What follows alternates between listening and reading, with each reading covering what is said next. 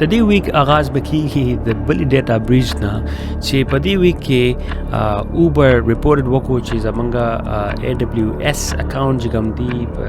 بیک اپ سرور باندې هغې ته تھرډ پارټي د ترو نه ایکسس شوی دی او هلته دنیا شی کوډونه دي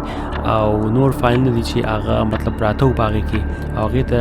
یو unsuspicious یو unknown access هغې ته راغلی دی او په هغې کې د 77,000 employee information چې کوم هغه هم مطلب د ایکسپوز شوي دي. ښه اوس اوبر څه شی دی؟ اوبر چې دی اوبر یوه کمپني ده د خلکو سره مطلب دا دی چې هر یو کس خو ټیکسي ته اپلای نشي کولی ځکه چې یو ډېر ګران کار یو شی بل شی نه. اوبر داسې یوه کمپنۍ راغله چې هغه ووایي یاره که ستا سره خپل ګاډی وي ته خپل ګاډی چلوه او زموږ سروس استعمالوه او زموږ د سروس په ترو باندې به تا دا کسټمر راځي او ته موږ نه یو پرسنټیج راکوې او هغه نورې پیسې چې دي هغه به ستایي. دغه شان دي دا اوبر یو کمپنۍ نه ده په دنیا کې ډېره غټه مطلب ډېره مخکې لاړه د دې مقابله کې چې اوس دی نو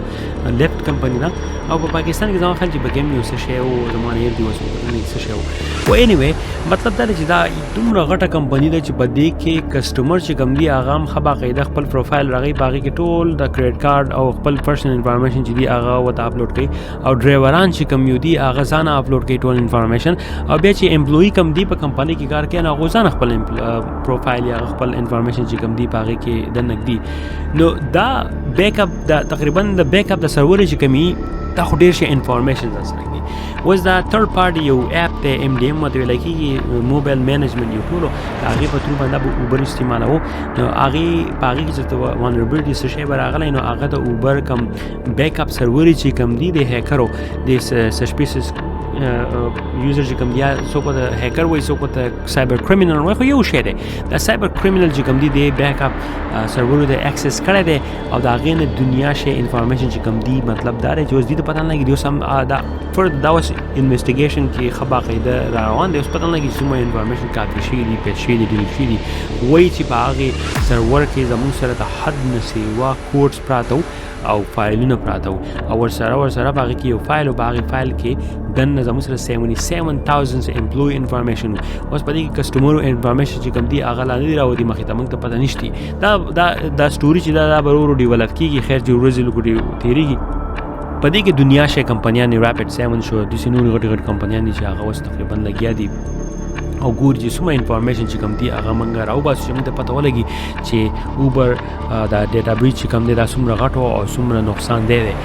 اوس ګوره تاسو به وایئ چې یاره به بیک اپ سرور چې کوم دی په بیک اپ سرور باندې څوک څه کوي ول په بیک اپ سرور کې دنیا شی کوډونه پراته او په هغې کوډونو کې اکثر دا یې که نه کله چې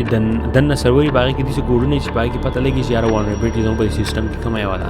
نو اوس که دا هیکر او سایبر کریمینل چې کوم دي دا اکسس وکړي دغې کوډونو ته هغو ته دا پته ولګي چې په دې اوبر په سیسټم کې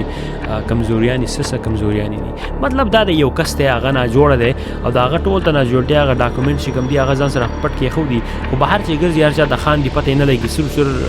سور غټ سور ناست وي هر چا ته پته نه لګي خلک وایي دا هیلتي کس ناست دی خو دننه پته نه لګي دننه دته څه نمونه بیماریانې دي د هغه بیماریانو هغه کاغذونه چې کوم دي ټول دننه پراته اوس دا یو کس راشي د بیمارۍ کاغذونه ټول دننه ویسي نو هغو ته پته ولګي چې بھائی دته د هارټ اټیک ایشو ده د پلانکي ایشو ده ډایبیټیز یو شی بل شی کېدای شي دله یو چی ورکړي د ډایبیټیز ایشو وي او هغه چی ډېر زیات خوږي او هغه دله ورکړي ته به داسې کوي یا په هغې کې داسې یو کیمیکل وراچولی چې هغه ډایبیټیز پیشنټ چې کوم دی هغه وخوري ډایرکټ مړ کېږي نو دغه شانتې vulnerability پته ولګي که نه دغه شانتې یو سیسټم دی په دې سیسټم کې دنیا شی vulnerability دي دا دنیا شی vulnerability چې اوس کوم دي هغه مطلب په دې کوډو کې موجود نو سایبر کریمینل چې کوم دي دې ته اکسس وکړو او هغو ته پته ولګي چې یاره اوس په دې کې څه نمونه ویکنس دي نو کېدای شي په فیوچر کې به نور هم داسې اټیکس راشي او دا سیسټم چې کوم دی دا ولا